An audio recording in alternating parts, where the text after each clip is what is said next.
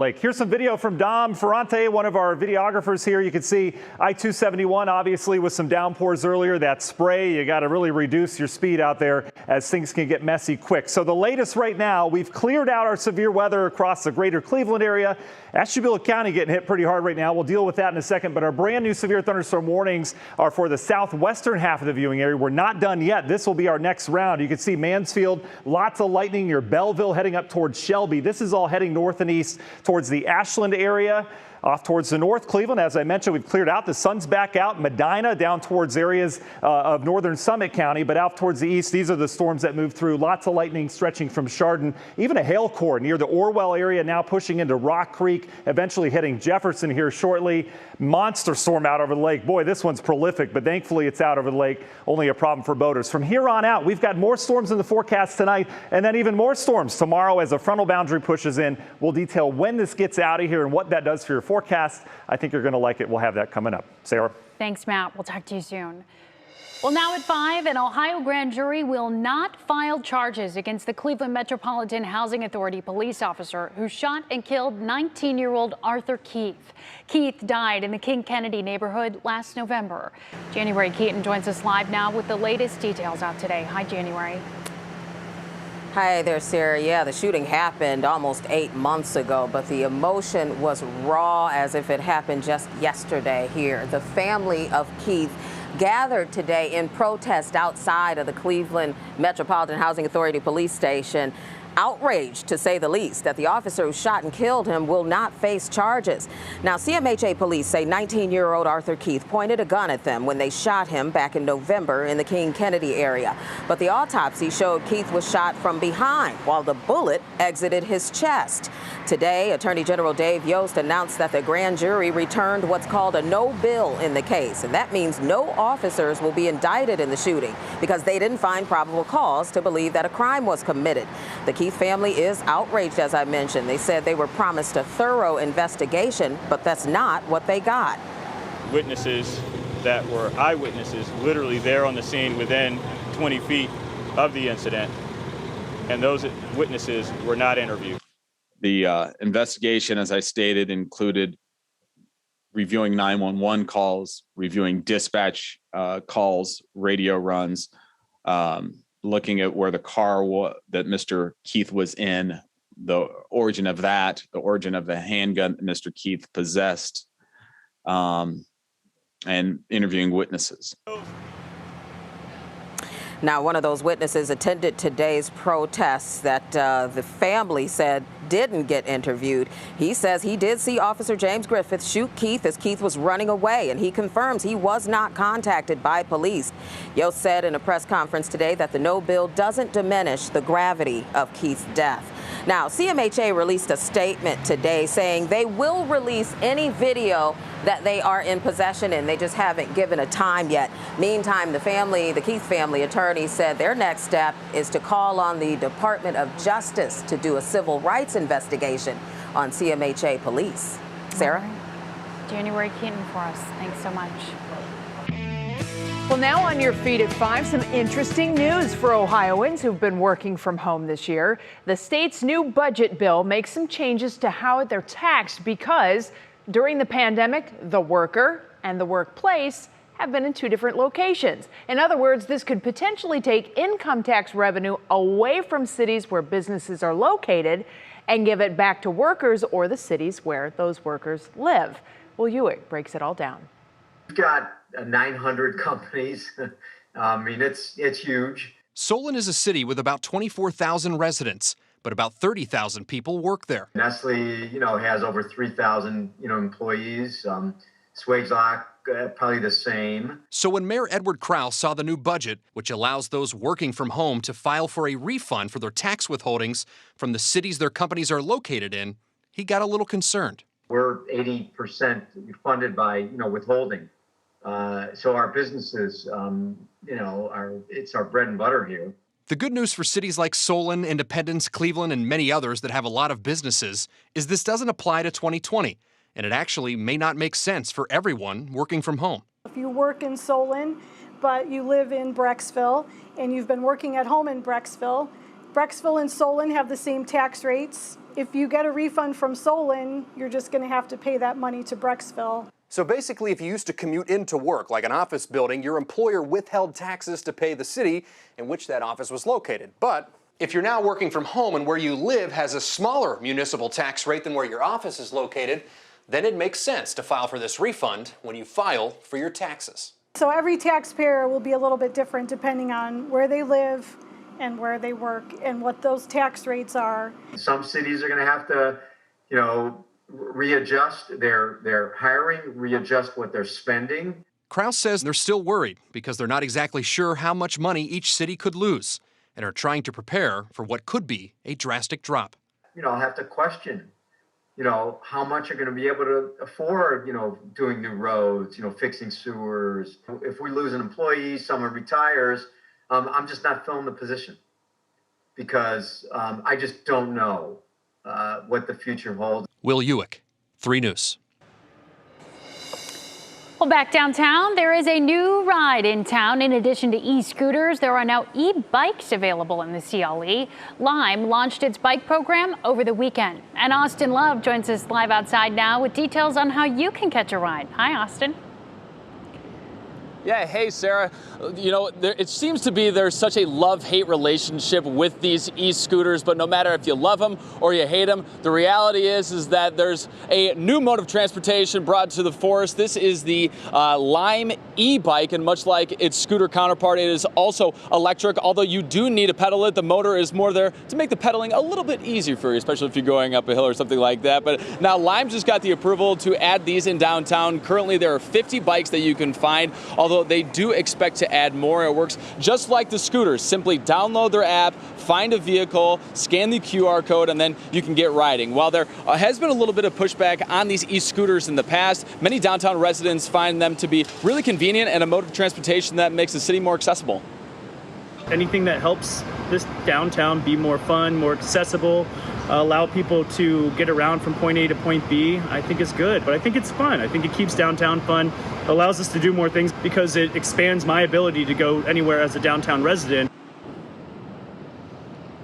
Yeah, so like I said, there has been pushback on these before in the past, but really they've been successful even despite the pushback and the pandemic. There's been over 500,000 individual trips since these have been introduced to downtown Cleveland, also spanning over 540 miles of those individual trips. So certainly get a lot of use downtown, and looking forward to seeing the new e-bikes getting more usage as well. And we're going to have a lot more for this coming up at 6 o'clock. Sarah? All right, Austin, we will talk to you then. Thanks. You'll be glad you went to Joe Ferment. Joe Ferment Chevrolet, located in Avon. I'm sure you remember those commercials, even if you're not only from Lorain County. Joe Ferment Chevrolet has been a family-owned business since 1981, but now it has a new owner. Actor Mark Wahlberg posted on Instagram that he now owns the Avon dealership. His company had a grand opening event this afternoon, complete with free Wahlburgers from the chain's food truck.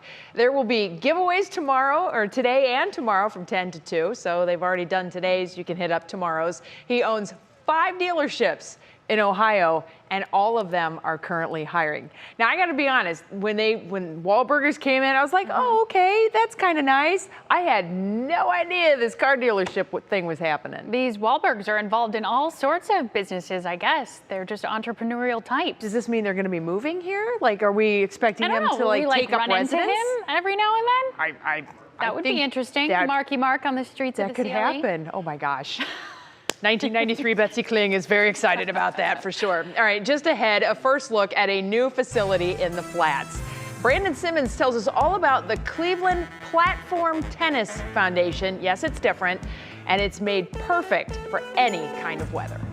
Plus, the Britney Spears conservatorship case continues, and so do the resignations. Why her lawyer is now asking for someone new to represent her case. Details ahead in Pop Break. And we've been watching the radar. Those thunderstorms have been rumbling through. It's nice and calm in downtown Cleveland right now, but that will not be the case for long. Matt Wintz has been keeping an eye on things for us. Yeah, Betsy, you can see, well, we've got a spider there as well. Spider, and lightning flash as well. Boy, this is the perfect time to look at the CSU camp. The storms in the distance. Those are out over the lake. That spider's getting shelter now as those move back in. Your outdoor dining forecast for this evening, obviously not looking great. We've got these hit or miss storms around. You will get some sunshine in between, but best to take it inside. We've got a latest radar tour, including some large hail in the viewing area. I've got it for you next.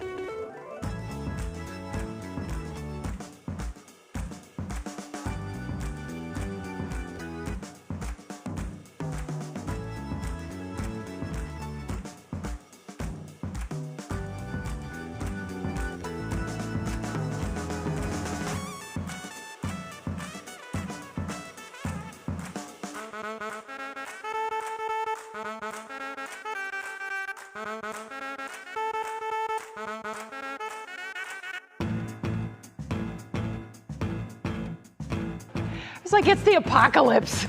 We got spiders and lightning.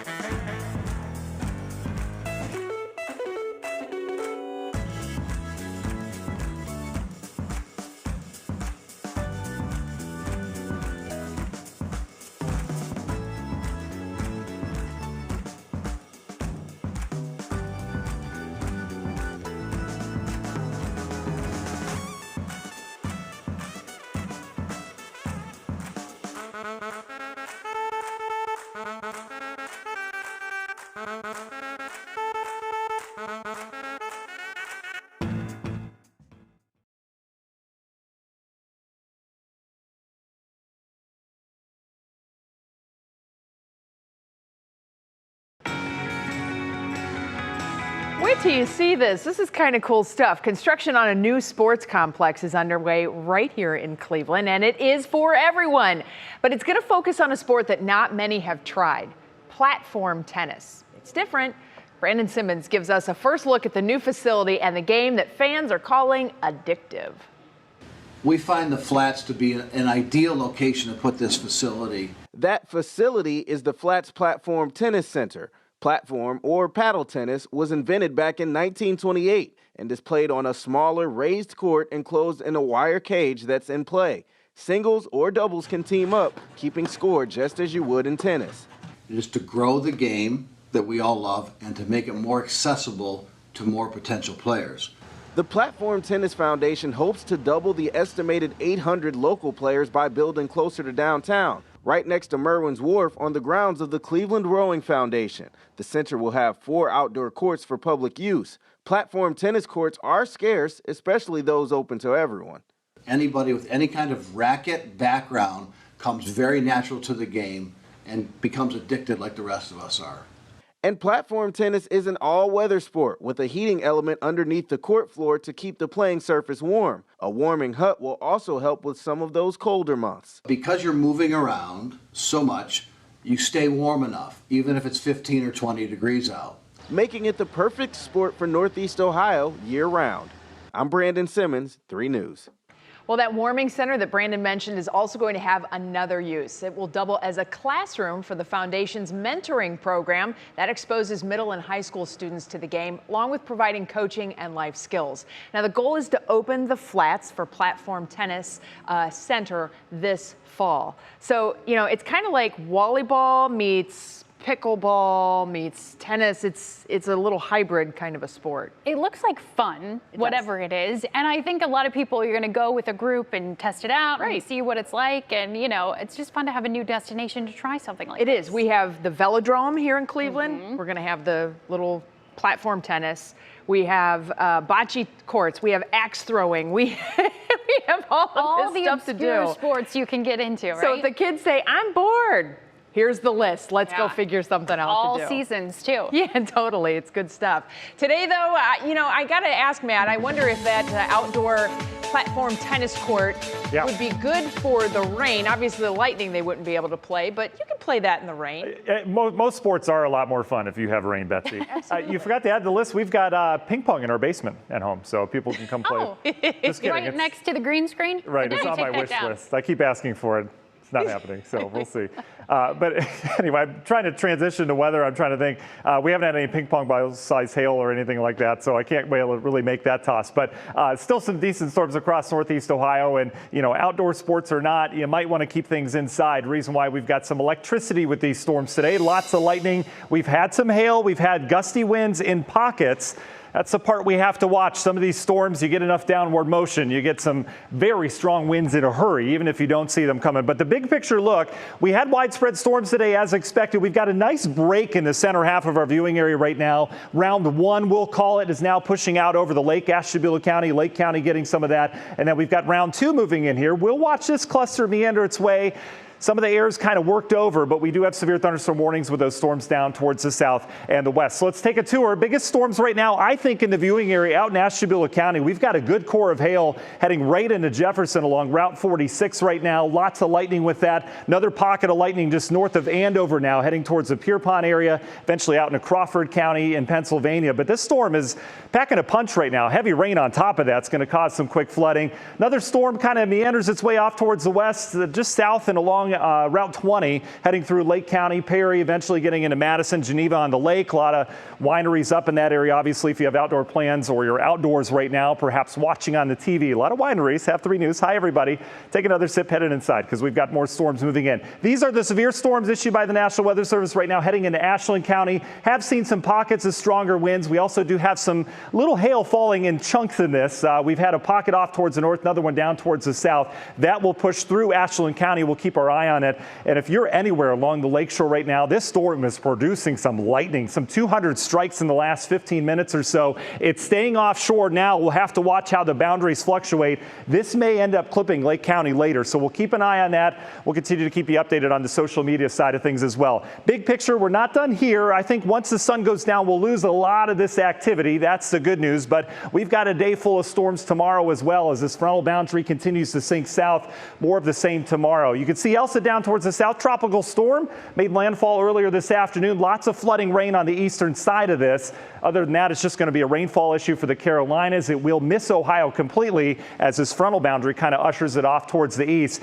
And what's this front going to do for us locally? Less humid air. It'll be brief, as it is this time of year, but it'll be nice to get it in here. So the muggy meter over the next couple days, there you go. Tomorrow's not our day of change. Friday is. It'll feel pretty nice around here. That should carry through the weekend with kind of moderate humidity around here, comparatively speaking. National Design Mart hour-by-hour forecast. Let's time out those storms. You see how most of the activity winds down tonight.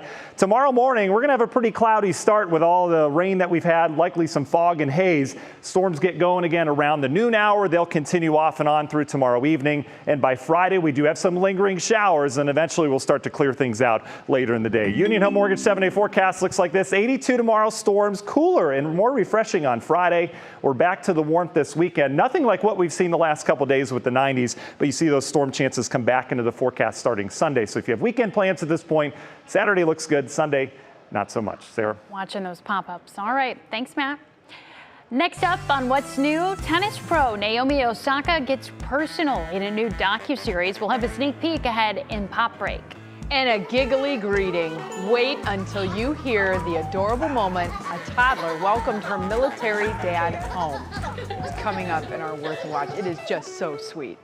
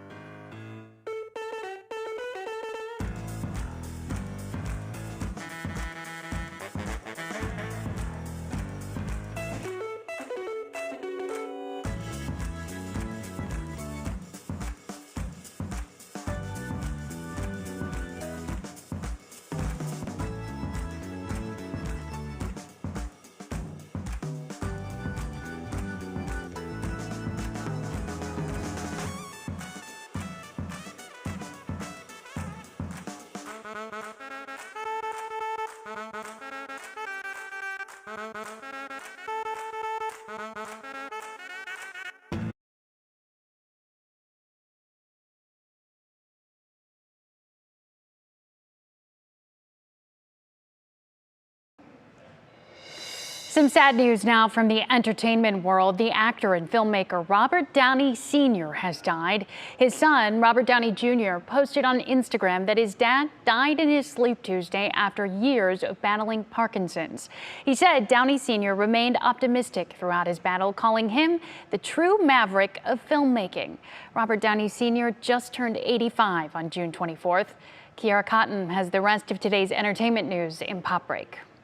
The drama surrounding Britney Spears' conservatorship case continues. Yesterday, her lawyer, Samuel Ingham III, filed documents requesting that officials assign another attorney to her case. According to reports, as soon as that is complete, his resignation would immediately take effect. The news comes on the heels of her manager Larry Rudolph resigning yesterday, and just 2 weeks after the singer's emotional testimony in court. Her upcoming hearing was scheduled for next week, but it is unknown whether her lawyer's resignation will impact that date. Former Nickelodeon star Drake Bell has been in hot water lately, but yesterday he revealed he has a family. The 34-year-old, who goes by Drake Campagna on Twitter, tweeted in Spanish that he's been married for almost 3 years and has a son. The news comes just a week ahead of his sentencing date in Cuyahoga County Court. Bell pled guilty to a misdemeanor charge of disseminating matter harmful to juveniles just 2 weeks ago. So, what am I if I'm not a good tennis player? Naomi Osaka is a worldwide tennis phenom, but at 23 years old, that pressure can be heavy. In a new documentary for Netflix, the tennis star is opening up about her upbringing, her overnight success story, and how she found her voice and is now able to advocate for herself. I always had this pressure to maintain the squeaky image, but now I don't care what anyone has to say. The documentary is made up of 3 40-minute episodes that provide an intimate look at Osaka's life, including her relationship with her parents, who she credits as her primary motivation. Naomi Osaka, Playing by Her Rules, is set to premiere July 16th. Now, Osaka will make her return to tennis at the Tokyo Games later this month after withdrawing from the French Open and Wimbledon to prioritize her mental health. Sarah and Betsy, I've got to tell you, she is a true inspiration for me. There are so many people who are going to be very curious to hear from her because, you know, talking to the media has been one of the things that she said brought her a lot of anxiety. Yeah.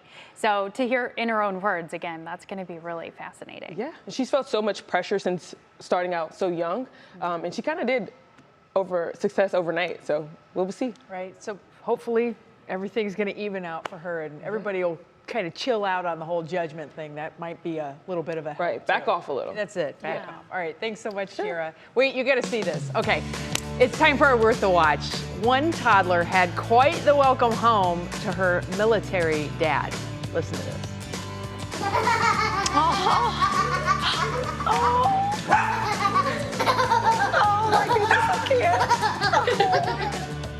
Isn't that amazing? Now, this aired on the Today Show this morning. You can hear that little girl greet her daddy with giggles. She even did the happy dance. Now, Isla isn't even walking yet. She's not done the happy feet. No happy dancing Happy yet. feet is everything, man. Those kids just love to do the happy feet. There it is. And her sister even shows up, the two dogs, everybody welcoming home dad. It is certainly a very welcome sight. So excited they got that and the giggle and everything. That is so awesome. You know, I've only been here with you 3 days and you've had 2 of these just like gut-wrenching reunion videos. You guys seek these out. We do love reunions here on What's New, most so certainly. special. But you know, and you'll see as Isla starts to walk around and she starts to kind of figure things out, man, when they do that little happy feet dance, it means they are truly happy and it's so cute. And there's a little movie about a little baby penguin called Happy Feet that sets the tone. Yeah, it's a good one for the kids too. Love it. All right, well, still ahead here on What's New, vaccinating pets. Should you do it to protect them from COVID-19? Lindsey Buckingham has what the experts say. Plus, new pictures from inside the Capitol from the deadly insurrection earlier this year. The local politician who shared them with the public today. And by now, you know there was drama over Kevin Love making the Olympic team. Team USA's coach explains why Love got a spot.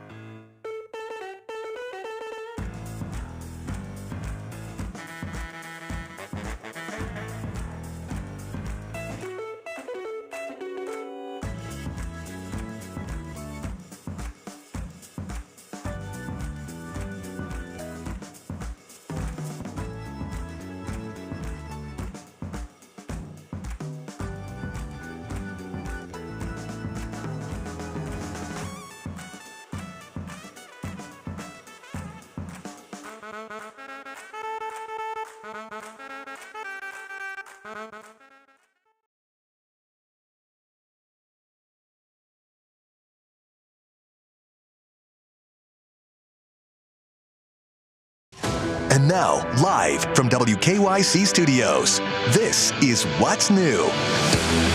We begin with 3 things you need to know at 5:30. The Ohio Attorney General's office announced today that a grand jury will not indict officers for the death of 19-year-old Arthur Keith. Keith was shot and killed by CMHA officers in November. Officers received a call that a man had a gun in the King Kennedy area. An officer found Keith in the back of a vehicle when they arrived. They say they told Arthur to drop the gun and get out. They claim he did get out of the vehicle, but then pointed a gun at the officer, and that's when the officer shot. Arthur's family does not agree with today's decision. They held a press conference saying that the truth will come out and that all the witnesses were not interviewed by police. Well, 6 months later, Ohio's Democratic Senator Sherrod Brown today tweeted new photos of the aftermath of the deadly Capitol riots in January. These pictures were taken the morning after the violent attack, or 6 months ago today. They show boarded windows, shattered glass, overturned furniture.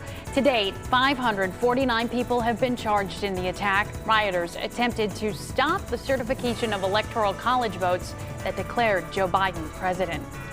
And today marks the first day of early in-person voting for the special election that will determine who will take over the 11th congressional district in Northeast Ohio. That's the seat Marcia Fudge resigned when she was confirmed as Secretary of Housing and Urban Development in the Biden administration. There are 13 Democrats on the ballot and 2 Republicans.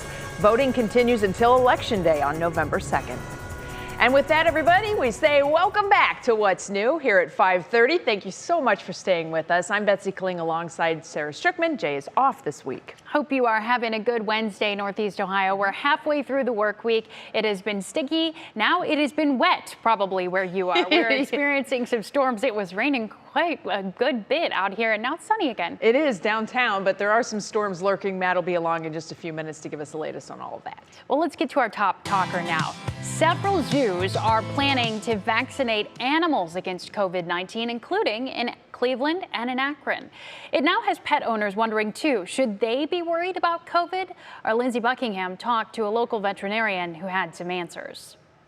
A recent study estimated 1 in 5 pets would catch COVID from their human parents. It tested nearly 200 households with a positive coronavirus case.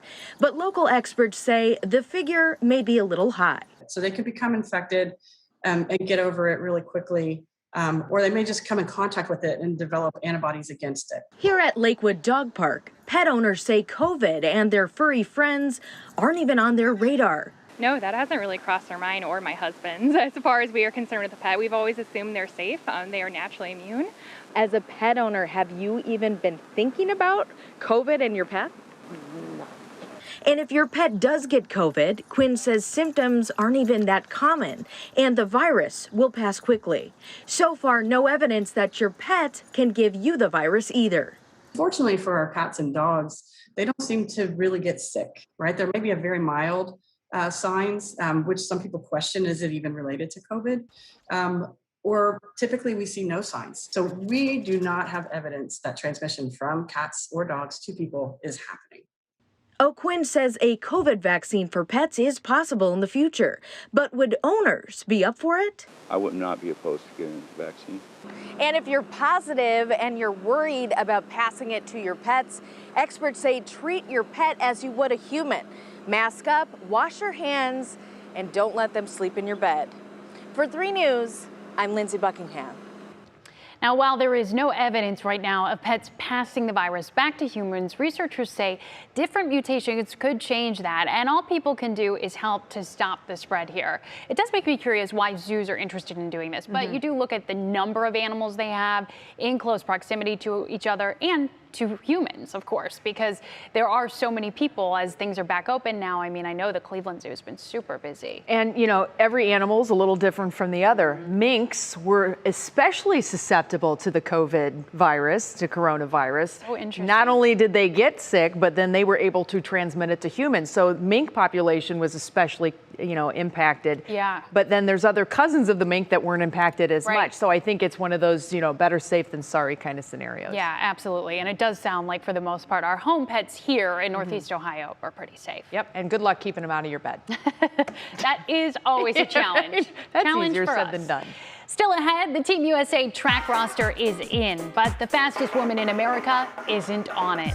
We'll have the latest on Sha'Carri Richardson and the Tokyo Olympics. But first, more musicals are heading to town. The new lineup from Playhouse Square, bringing shows to Akron.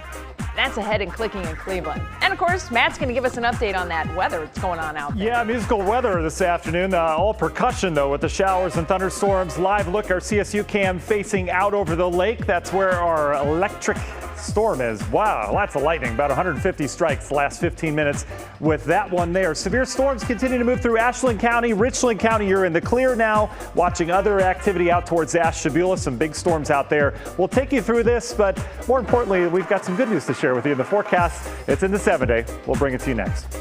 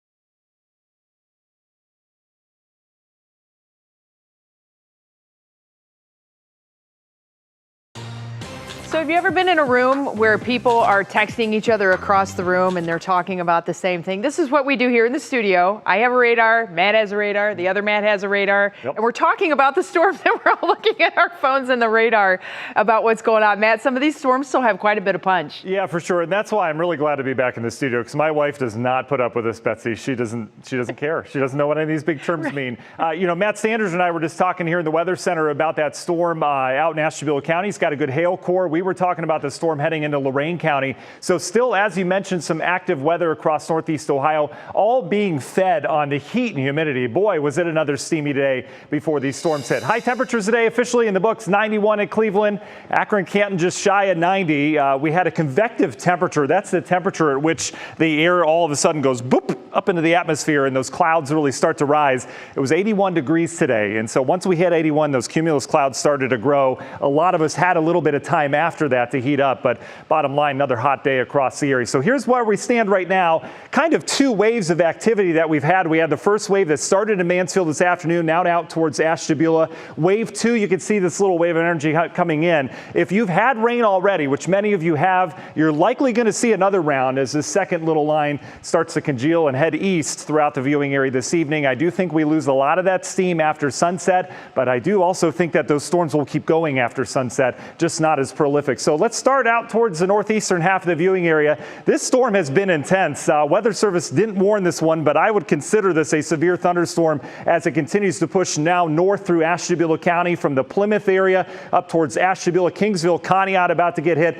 There's a decent core of hail heading right up 46 now near the 11 corridor now that's going to head north. So keep an eye on that. Geneva on the lake, you've got heavy rain, some lightning around as well. I was just thinking about the wineries and I had to swallow. I don't know what's going on. Out towards areas of Lake County, Perry seeing some light rain, nothing severe in Lake County. Down towards the south, this is the remainder of our severe thunderstorm warning, but nothing severe within this box anymore. Ashland, you're fine. Up towards Wellington, that's where the threat is going to be in Lorain County. We do think that Lorain County is really the place to watch now with that next storm. This is producing some wind in Ashland County, now pushing in areas of Wayne County. Be on the lookout for some gusty winds, heavy rain with this. And this is an interesting storm out of lake. We've had lots of lightning. It's kind of raining itself out, but this leading edge is heading into Lorain now with some strong winds on the leading edge. We'll have to keep an eye on this. All of you along the lakeshore west of Cleveland, this is going to be a storm to watch over the next half hour. It's likely putting off a boundary that could kick off some more storms in and along the lakeshore. Not a good time to be on Edgewater Beach, despite the fact it's dry right now.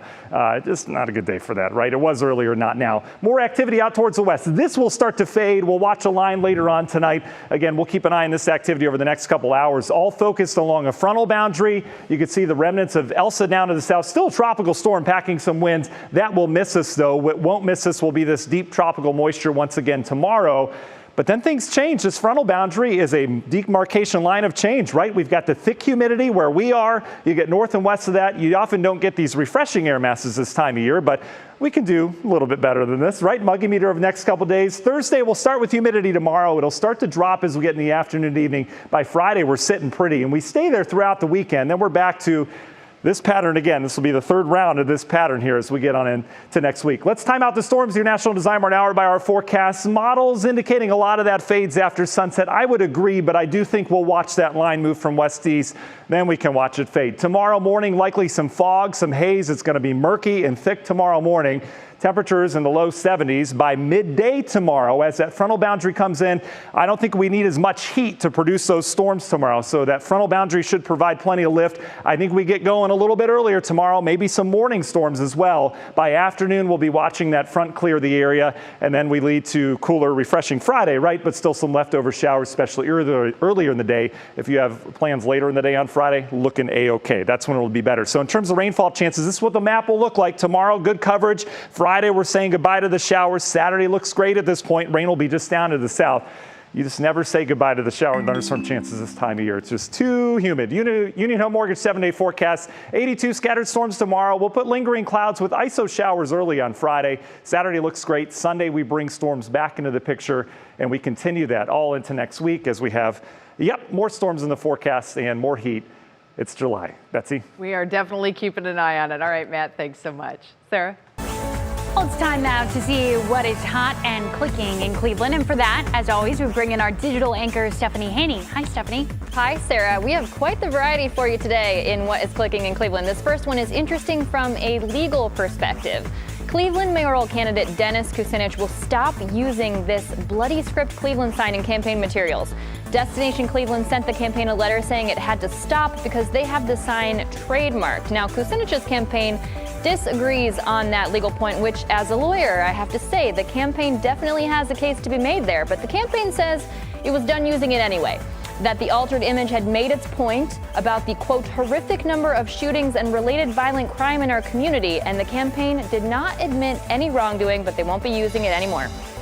New today, Playhouse Square has announced more musicals coming to Northeast Ohio. It is quite the lineup. There are 4 shows set for the next year at E.J. Thomas Hall at the University of Akron.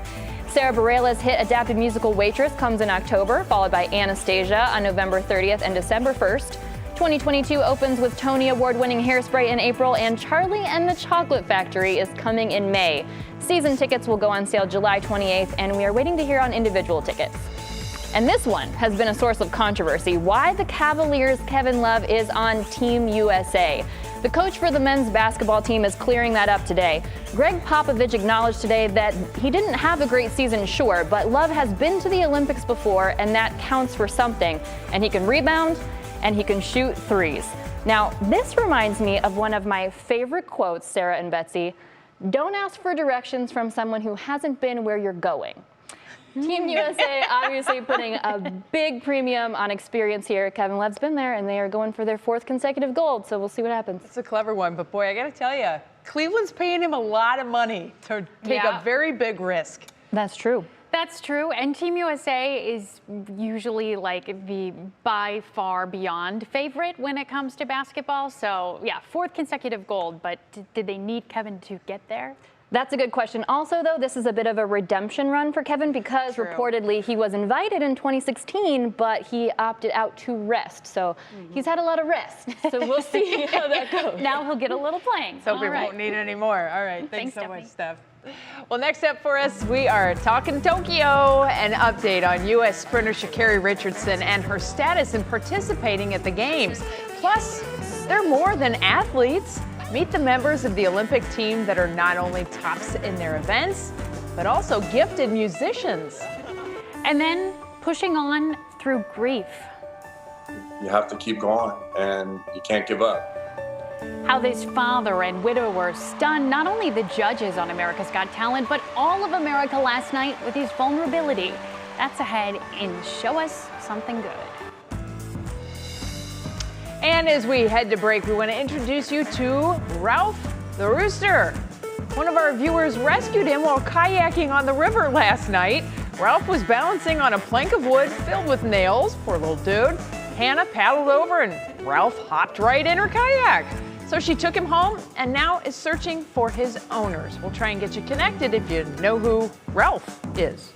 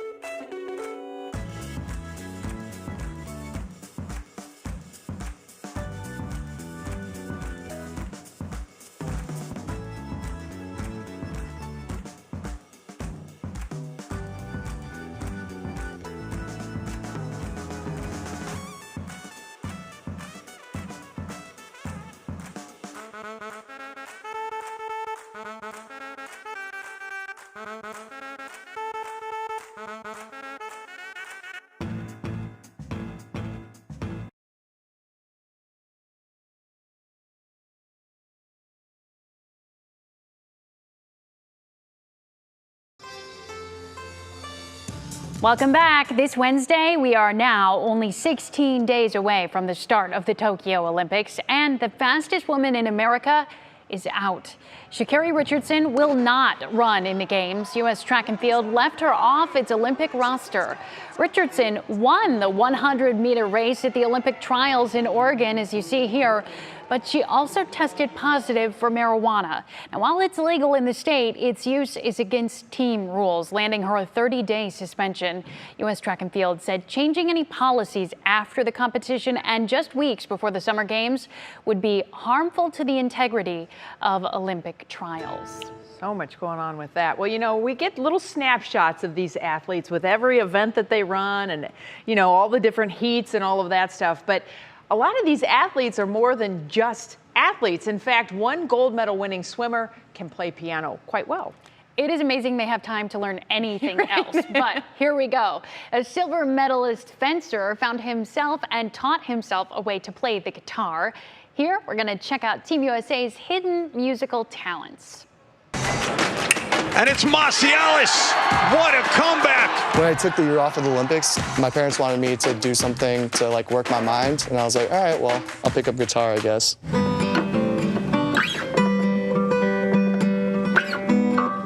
I went to guitar classes for a while, and then I kind of just like self-taught songs that I wanted to, you know, learn.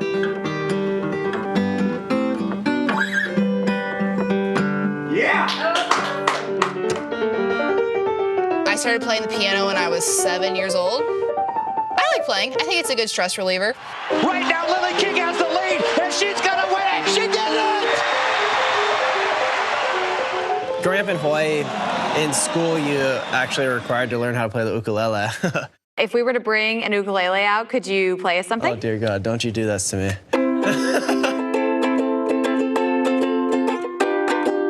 I'm not. Hey there, Mr. Tin Man. You don't know how lucky you are. As if you ever Katrina Young putting in her best dive. You never want a heart.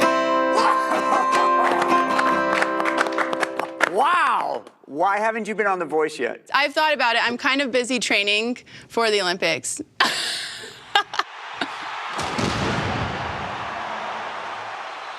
Well, the Olympics start July 23rd, as you saw there. We have a countdown in the bottom right of your screen down to the minute. I'm not even sure if we're going to do seconds or not, but we're almost to that point. We are all very excited about that. All to the opening ceremonies, yes. You know, I guess we shouldn't be surprised because when you think about what it takes to make Team USA, to be an Olympic athlete, it's all about dedication, right? And learning a musical instrument is sort of some of that same dedication. It's like whatever they put their mind to and the hours into, they're going to get there. Okay, so let's imagine you are featured as an athlete for Team USA, and they say, what's your special hidden talent? Musical hidden talent? Anything. Any special hidden talent. I played the alto sax for a while. Yeah, I mean, I still have it. I haven't put a reed in it in a while. Yeah. How about you? Mine would probably be twirling the baton rather poorly. Yes, but there was that one time. Haven't done that in a while either. My girls have my batons. I still have both of them. They're all taped up from high school still. It's looking a little raggedy, but every now and then we get them out, do some throws. It's a lot of fun. I like it. It's a good stress reliever. Well, coming like up, the piano. Yeah, exactly. Coming up, make sure you get the tissues ready. Our show is something good. It's going to tug at your heartstrings. If you didn't see this, the very public story one contestant shared last night on AGT. And then at 6 on What Matters Most, Faces of COVID. Laura Queso continues her series on those impacted by the virus. Tonight, we'll hear from a mother finally out of the hospital after battling the coronavirus for the last 3 months and after losing her own mom. The special message she wants you all to know. And for Pop Quiz tonight, July is National Ice Cream Month. So how much ice cream does the average American eat each year? Not enough. 15 quarts, 20 quarts, or 25 quarts? After the break. Can we measure in gallons?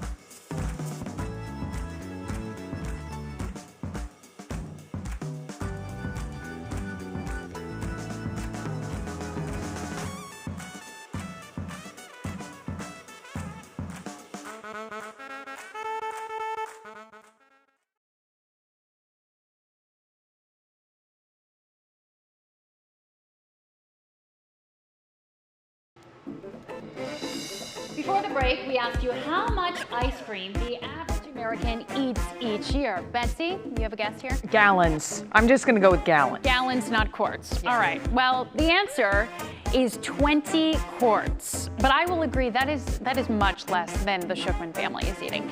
The most popular flavor is vanilla, followed by chocolate. Well, now to something really cool to show you on our Show Us Something Good. Last night during America's Got Talent, Matt Mauser took the stage. He's the husband of Christina, who lost her life in the same helicopter crash that killed Kobe Bryant last year. Mauser says her death inspired him to audition, singing a Phil Collins classic that he says echoed their relationship. You're the only one who really knew me at all. There's this one line in there that says, "There's so much I want to say to you," and that's really the truth. Well, the couple has 3 children together who watched from the side of the stage as their dad performed. Mauser says if he wins AGT, he will donate the $1 million prize to a foundation that's already been created in his wife's memory. That was such a touching moment. It gives me chills just hearing part of it right now. Yeah, especially with those kids right there. It's a beautiful family moment they were all able to share, certainly. Well, thanks everybody for hanging with us here in the 5 o'clock hour and watching What's New. We'll be back at the same time tomorrow. What Matters Most with Laura starts right now. Severe weather threat. After a few days of high heat and humidity, thunderstorms roll into northeast Ohio, bringing a chance for hail, heavy rain, and damaging winds. Chief Meteorologist Betsy Kling is tracking it all. No indictment. And we're not going to stop this until we get accountability, transparency. The truth is going to come out. Emotional reaction after a grand jury decides not to pursue criminal charges against the Cleveland Metropolitan Police officers who shot and killed a man. Searching in the storm. Our hearts break for those who are mourning and for those who are waiting and waiting. The heartbreaking work of finding more victims in the rubble of a collapsed building in South Florida, hampered today by the wind and rain. And faces of COVID. I'm a little overwhelmed. Totally excited. After an 83-day stay in the hospital battling COVID, a local woman explains what it's like to breathe on her own again and finally get her life back. From the WKYC studios, this is What Matters Most. Good evening and thanks for being with us tonight. I'm Laura Queso. Russ has the night off. We begin tonight with stormy weather moving across our area. Chief Meteorologist Betsy Kling is here now tracking the storms for us. Hi, Betsy. Hi there, Laura. Yeah, if you've been kind of paying attention to social media and whatnot, we do have a severe thunderstorm watch that's active till about 9 o'clock tonight. And you can see we have scattered storms that are rumbling through northeast Ohio right now. We're going to take a look first here into Lorain County, Medina County, western Cuyahoga County. This is a strong storm at this moment. No severe warning attached to it. It has been severe in the past, and it's going to continue continue to move up through areas around Columbia Station, into North Olmsted, North Ridgeville, and then even over into Berea once you get out toward Middleburg Heights, Bay Village, Rocky River, Westlake. So we've got this very potent storm that's moving northeastward. It is laying it down, too. There's a lot of heavy rain with this.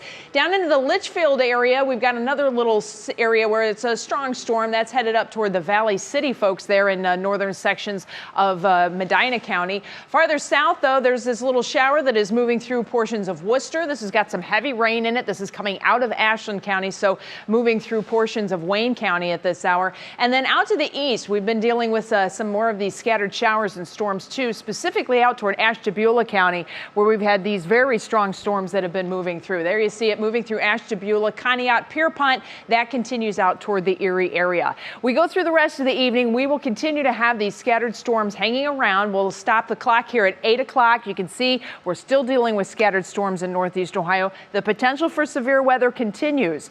Once we get past 9 o'clock toward the midnight hour, the severe threat diminishes, but we're still going to have scattered showers and rumbles all the way into tomorrow morning. So you may want to get the pets and the kids ready for that. I'll have more details on the rest of the forecast coming up in a few minutes. Laura? All right, Betsy, thanks. Well, tonight, emotional reaction to the decision not to charge the Cleveland Metropolitan Housing Police officers who shot and killed a man last year. For months, a special prosecutor had been reviewing the death of Arthur Keith, how he died, and asking the question, were officers justified in shooting him? January Keaton has reaction from both sides. And you telling me CMHA police officers need to use deadly force when dealing with people in our community? No. CMHA police say 19-year-old Arthur Keith pointed a gun at them when they shot him back in November in the King Kennedy area. But the autopsy showed Keith was shot from behind with a bullet exiting his chest. Today, Attorney General Dave Yost announced that the grand jury returned what's called a no bill in the case. That means no officers will be indicted in the shooting. Now, a no bill is basically just a piece of paper that said, whatever happened, we don't find a crime, probable cause to believe that a crime was committed. The Keith family is outraged, saying they were promised a thorough investigation, but that's not what they got. We've had witnesses that were eyewitnesses, literally there on the scene within 20 feet of the incident, and those witnesses were not interviewed. One of those witnesses attended today's protest. He says he saw Officer James Griffith shoot Keith as Keith ran away and confirms he was never contacted by police. How is that transparency? How can you have a full picture if you don't choose to view the full picture? Officers reported finding a handgun at the scene, which they say had Keith's DNA on the trigger, slide, and magazine. The Keith family says they're not convinced that's true. They want to see the video footage. And we're not going to stop this until we get accountability, transparency. The truth is going to come out. Would be matter of fact, give them the sheriff. How about that? They would have gave my brother the sheriff. My brother would have killed